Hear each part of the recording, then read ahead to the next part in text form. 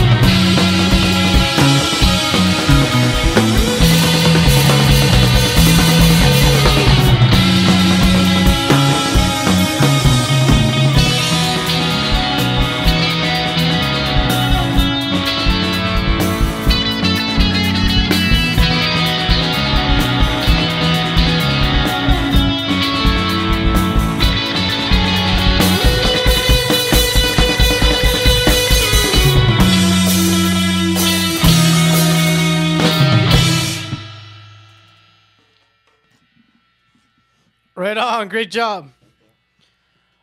All right. We'll be right back after a quick break with My Machete.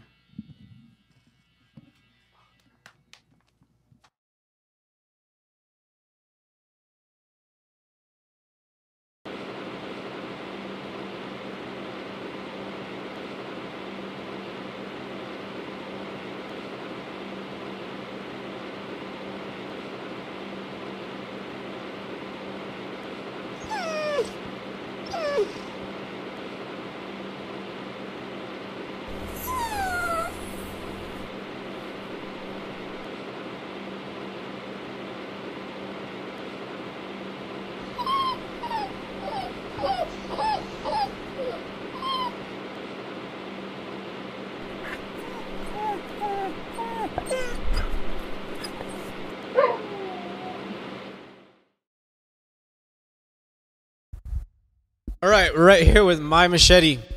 And like always, we start off with names and ages. I'm Kyle. I'm 24.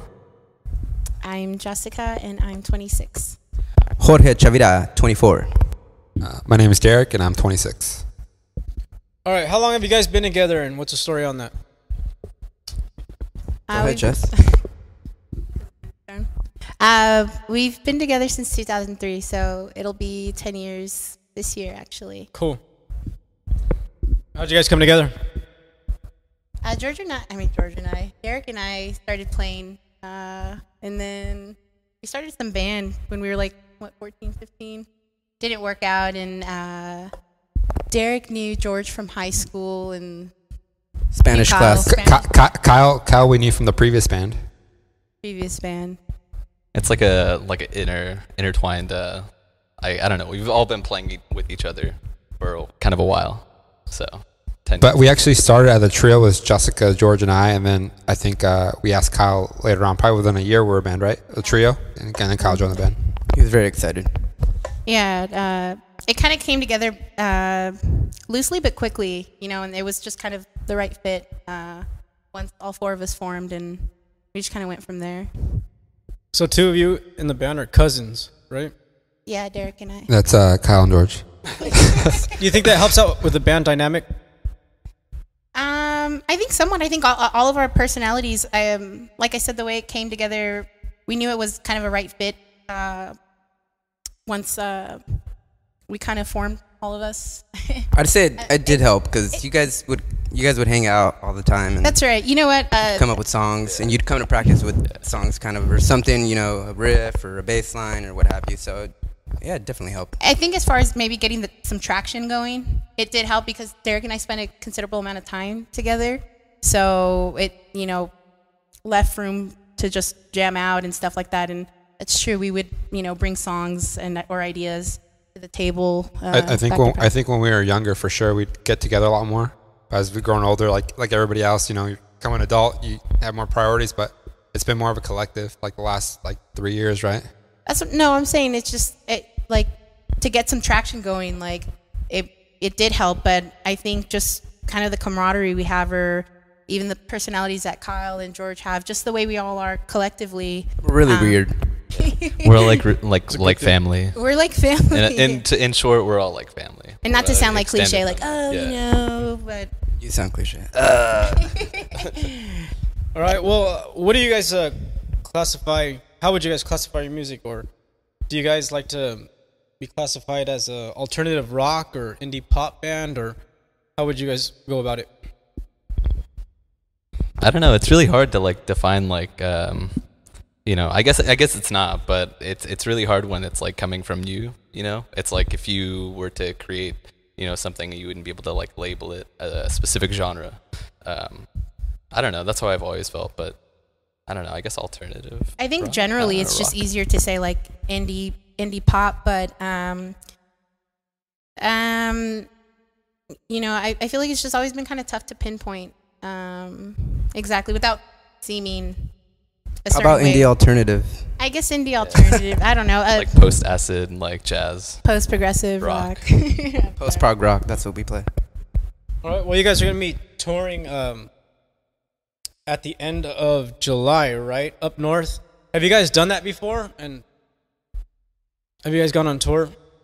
Yeah, this is gonna be our third time going up north. The first time we went up to Santa Cruz, and we went all the way up to Portland, came back to San Francisco. Second time we went for a weekend, and we just played a couple shows in San Francisco. And luckily this time we're gonna get to go all the way up to Seattle and Olympia, right? Yeah, So, Olympia, Washington. Washington, what's up? Any fun stories? In Santa Cruz one time, we came across this guy that had like a pet rat, and then George was like so fixated on like getting to know like what this guy's life was about and his rat. It's a cool rat. But nothing. I mean, it's incomparable. Like the endless nights. There was the first time around. There was a van, and the van we were in, whoever sat on the right hand side couldn't lean on anything, so we'd see like two guys leaning on each other, sleeping, like just, I remember we got gelato in like San Francisco. We were all like cherry. It's interesting. It's just funny. We're keeping it G-rated right now. We don't want to talk about the X-rated stuff. So with your sound, what are your guys' musical influences, and where does your sound come from? Right to left. I don't know. I guess my dad played guitar when I was a kid, so I guess I kind of just always gravitated towards just playing music and doing cool stuff. So he's like a big influence, but I don't know, a lot of things that just everything you hear is kind of an influence. Whether it's like a track without guitar or like only electronic music or the melody of things. So I'd say everything. But I grew up listening to metal and punk and a bunch of stuff like that, and then more obscure stuff later on. And it's funny too, because what we play isn't really derivative of like our own personal styles. People would assume, but yeah, like Kyle, he grew up on metal, and people were like, but you have this like girly voice, and you guys are playing really, like major chords and stuff like that. But it's just an aspect, I think it's always been about not wanting to duplicate an influence, but just kind of having all the influence like seep in, and then just whatever you can push out through there. I would say personally a lot of earlier rock, so like Beatles and stuff like that at first, but I think when we all kind of started playing together, there was like a couple bands that we all were really into, and I would say At the Drive-In was one of them for sure. Yeah, definitely. No Knife was another one of those bands that we all just kind of gravitated towards. Took pieces from. I mean, regardless, everybody has their own style, But it all kind of blends in, we have, I feel like we have individual styles, but we like a lot of the same kind of music too. So it's easy for us to hop on the same page, in regards to whether one song is going in this direction or another. So I think just having all kinds of influences or accepting all types of music just kind of like broadens your own taste, especially as a collective. I think we've all been really good about having a broad taste of music. Cool. Derek? Like George said, at the drive-in for sure. The major influence when we were younger, a lot of post-punk stuff like Block Party. As we matured, stuff like now is like My Morning Jacket or like Broken Social Scene is a lot of stuff that inspires me now, guitar-wise. What's up with the name? Go ahead, Jess. Let Jessica. Yeah. It's just an inside joke. I mean, when we came out, it's just the hardcore scene was just booming. It was at an all-time high, and so we were so different. I have like this little pipsqueak kind of like high voice, and our melodies were so different from the hardcore scene, and it was just kind of a joke to, if we gave ourselves like a gruesome, tough name, that maybe people would listen to us, and it kind of works out because it gives kind of a clean slate as far as impressions go. Cool. And how does somebody get a hold of the band? Like Facebook, like Instagram, like Twitter, like my Gmail accounts. It's my period machete period music at gmail.com, and everything else is like / my machete music. Yeah, so we have a Bandcamp as well. Yeah, Bandcamp. A lot of merch. You want to rep us? Go to Bandcamp or Instagood. Big Cartel. Yeah, Big Cartel. So mymachete.bigcartel or bigcartel.mymachete.com. Mymachetemusic.com. All right, and you celebrated your birthday not too long ago, right? Yes. Well, from us here at Kilson Street, we'd like to give you some. Thank you. They're not open yet, so Thank you they don't guys get so all over your car. But they're really boom, boom. beautiful, trust me. Thank you very much. Cool, It's and very kind of you guys. yeah, coolness. So, from us here at Kilson Street, we'd like to thank you guys, and just keep tuning in. Thank you for having us. Thank you for having us. Thank you guys.